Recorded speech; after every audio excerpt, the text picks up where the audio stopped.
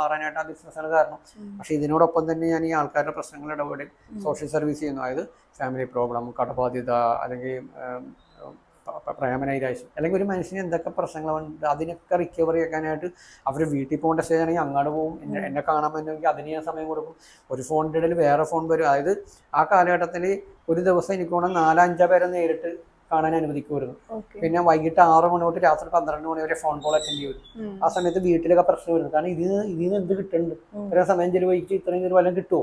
കാരണം ഞാനൊന്നും മേടിക്കാത്ത രീതിയിൽ നമ്മുടെ എനർജി അങ്ങോട്ട് ലോസ്റ്റ് ആയിക്കൊണ്ടിരിക്കുന്നു. നമ്മുടെ പോസിറ്റിവിറ്റി അവർ വലിച്ചെടുത്തോണ്ടിരിക്കുക. എന്നിട്ട് നമുക്ക് വേണ്ടി നമ്മളൊന്നും ചെയ്യുന്നില്ല. ആ പോസിറ്റിവിറ്റി തിരിച്ചു കൊണ്ടുവരാൻ വേണ്ടി നമുക്ക് സമയം കിട്ടണമെന്ന് പറഞ്ഞാൽ ഞാൻ അന്നേരം എനിക്ക് അറിവില്ല, എനിക്ക് എക്സ്പീരിയൻസ് ഇല്ല.